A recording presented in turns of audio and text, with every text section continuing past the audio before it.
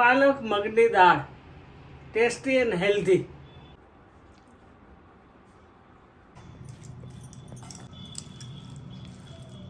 Healthy પાલક અને સાથે કોથમીરનું combination.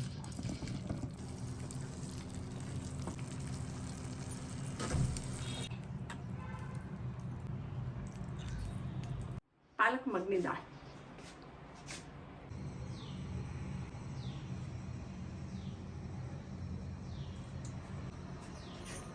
Hello, હું સુષ્મા, નેચરોથેરાપિસ્ટ. મારા હસબન્ડ ડૉક્ટર રની. આજે આપણે મસ્ત મજાની રેસિપીસ બનાવશું. બહુ હેલ્ધી છે અને એકદમ ઓછા તેલમાં બનશે. પાલક મગની દાળ. તમને ખબર જ છે ને, પાલક કેટલી બધી હેલ્ધી છે. લો કેલરી, વિટામિન સી, આયર્ન, કેલ્શિયમથી ભરપૂર એવી પાલક એન્ટીઓક્સિડન્ટ, એન્ટી ઇન્ફ્લામેટરી ગુણ ધરાવે. અને સાથે એનું મિક્સિંગમાં લઈશું મગની દાળ, અને એ પણ છિલકાવાળી મગની દાળ. એટલે મગ પણ રીચ ઓફ પ્રોટીન. કઠોળમાં સૌથી બેસ્ટ હોય તો મગ. આવી મગ પાલકની દાળનું શાક બહુ સરસ થશે. આવીએ તો એના માટે મેં લીધું છે આ મગની દાળ. સૌથી પહેલાં બતાવું કે મેં અડધો કપ મગની દાળ લીધી છે. એની સાથે 1 કપ મગની દાળ, અડધો કપ છે તો 1 કપ મેં પાલક ઝીણી સમારી અને 1 કપમાં ભરાય એટલી 1 કપ પાલકની દાળ અને અડધો કપ કોથમીર. કોથમીર પણ બહુ હેલ્ધી અને બહુ ફાઇન ટેસ્ટ લાગે. સાથે ટામેટાં અડધો કપ, એક નાની ડુંગળી, આદુના પીસ બારીક સમારેલા, 1 ઇંચ આદુ, લીલા મરચાં તમારી પસંદ પ્રમાણે, 8 થી 10 કળી લસણ, લીંબુનો રસ અને આપણો વઘારનો ડબ્બો. અને એમાં ખડા મસાલા નાખવાના છે, એટલે ઇલાયચી, લવિંગ અને તજ. બાકી લાલ સૂકા મરચાં, મીઠું, જીરું, મરચું પાવડર, ધાણા જીરું પાવડર અને હળદર અને તેલ. ઇમ્પોર્ટન્ટ. સૌથી પહેલાં હું તમને બતાવીશ કે આજે આપણી મગની દાળ છિલકાવાળી લેજો. બહુ વધારે હેલ્ધી છે. મગમાં જેટલા ગુણ છે ને કોઈ પણ કઠોળમાં, એટલા એનાથી વિશેષ એના છિલકામાં ગુણ હોય. એટલે તમે મગની છોડા વગરની મોગર દાળ કહેવાય, પીળી મગની દાળ આવે છે, એ પણ લઈ શકો છો. અને વધારે હેલ્ધી ખાવું છે તો આ લો. મેં અડધો કપ મગની છિલકાવાળી દાળ લીધી છે. એને સૌ પહેલાં 2 થી 3 પાણીએ વોશ કરવાની અને પછી થોડા હુંફાળા વોર્મ વોટરમાં એને પલાળી દેવાની. લગભગ આ મગની દાળ છે ને એટલી 1.5 થી 2 ઇંચ પાણી રહે એટલા પાણીમાં તમારે એને હુંફાળા પાણીમાં 4 થી 5 કલાક માટે પલાળી દેવાની. અને એ પ્રોસીજર થાય પછી તમારે એને કુકરમાં બોઇલ કરવાની છે. કુકરમાં જેટલી મગની દાળ છે એટલું જ પાણી નાખવાનું, થોડું મીઠું નાખવાનું અને બોઇલ કરવાની. એ મેં કુકરમાં કરી રાખી છે. કુકરમાં 2 સીટી વાળી છે. અને હું તમને બતાવું કે આપણું કુકર એકદમ બધી પ્રેશર નીકળી ગઈ છે, ઠંડુ થઈ ગયું છે. આ મગની દાળ આ રીતે એકદમ બોઇલ થઈ ગઈ છે અને આ રીતે બોઇલ કરવાની છે. પલાળો એટલે છિલકા થોડા રાખવાના પણ છે અને થોડા જે પલળશે ને એટલે ઉપર છિલકા આવી જશે એ નીકાળી દેવાના છે. એવી આપણી મગની દાળ રેડી. બોઇલ થયેલી મગની દાળ રેડી. હવે આપણે એને પાલક સાથે કઈ રીતે કરશું? સૌથી પહેલાં ગેસ કરશું, એના પર એક પેન મૂકીએ. થોડું ગરમ થાય ને એટલે 2 ટેબલ સ્પૂન ઓઇલ નાખો.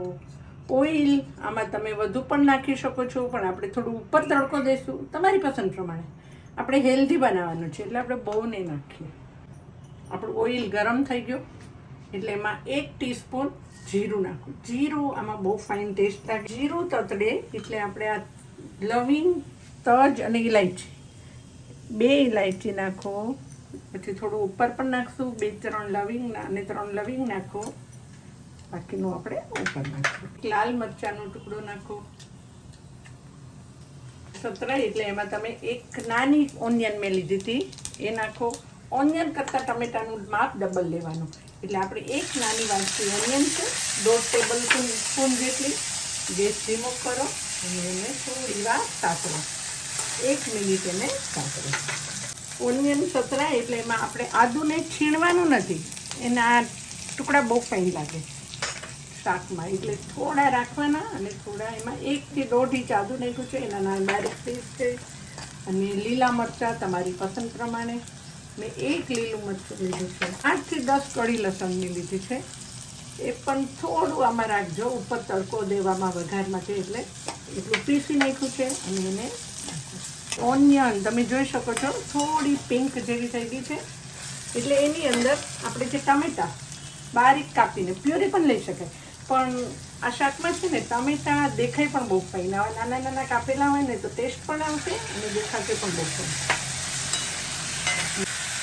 ટમેટા જલ્દી થઈ જાય એટલે આમાં મીઠું આપણે દાળને બોઇલ કરવા વખતે પણ અડધી ટીસ્પૂન નાખ્યું હતું, એટલે આમાં પાલક અને આ ગ્રેવીના ભાગનું જ મીઠું નાખવાનું છે, એટલે અડધી ટીસ્પૂન આમાં નાખો. અને 3 થી 4 મિનિટ આ રીતે એને સાતળવા દેવાનું છે. 2 મિનિટ થઈ, આપણે સાચડ્યું, તમે જુઓ બધા આપણા ટમેટાના પીસીસ પણ એકદમ ચડી ગયા છે, ક્રશ થઈ ગયા છે, ગ્રેવી જેવું થઈ ગયું છે. હવે તમે એમાં કાશ્મીરી કુમઠી મારું લાલ મરચું 2 ટીસ્પૂન નાખો, અને 1/2 ટીસ્પૂન હળદર નાખો. પ્રોપર હળદર અને મરચાંનો કલર હશે ને તો શાકનો કલર બહુ ફાઇન આવે. અને ધાણા જીરું 2 ટીસ્પૂન નાખો. બધો મસાલો મરચું બધું શેકવા દો, મસ્ત કલર. હમણાં તેલ છૂટું પડશે. તમને ખબર છે પાલક હેલ્ધી પણ એટલી છે, અને પણ જેને કિડની સ્ટોન હોય, યુરિક એસિડવાળા, પાલકને એવોઇડ કરો તો સારું. 15 મિનિટ પાલકને પાણીમાં પલાળી નાખો ને એટલે એનો એક ઓક્સિજનનો ગુણધર્મ એના પત્તામાંથી જતો રહે, જે કિડની સ્ટોન માટે નુકસાનકારક છે.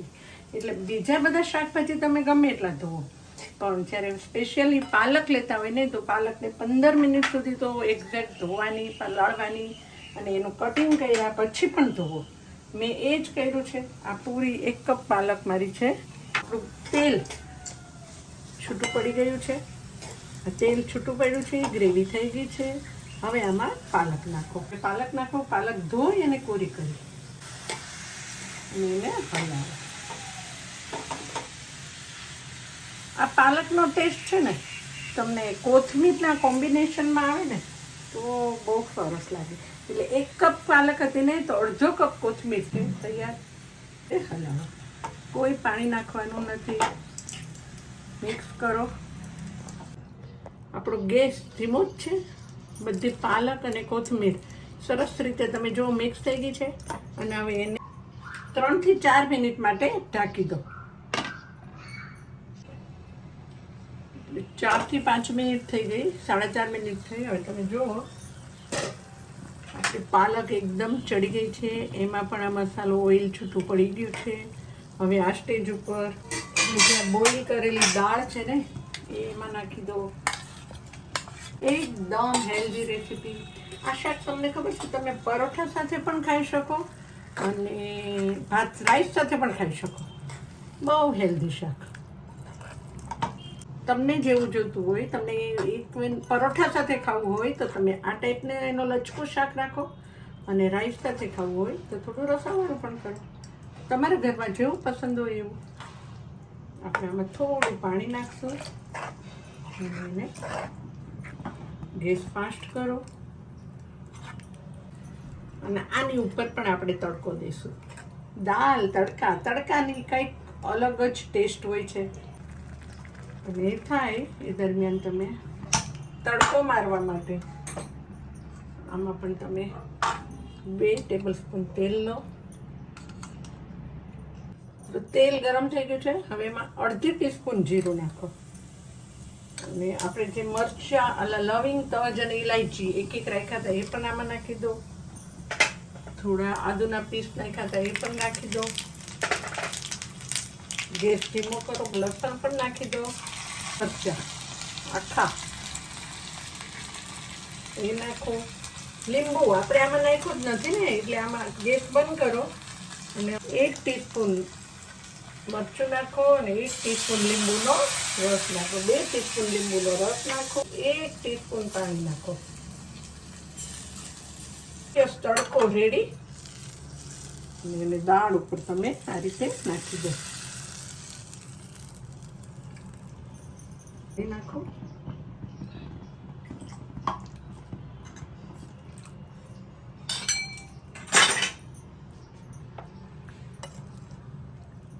એકદમ આપણી પાલક મગની હેલ્ધી દાળ રેડી. કંચી રાખવાની છે તમારે. ગેસ કરો બંધ અને 1 મિનિટ સિજવા દો. ઢાંકી દો.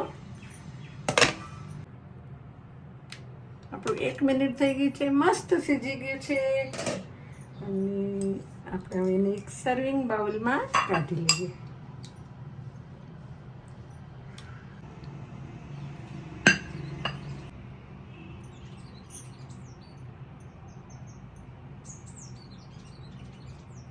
આની સાથે આપણે પરાઠા આપી દઈએ.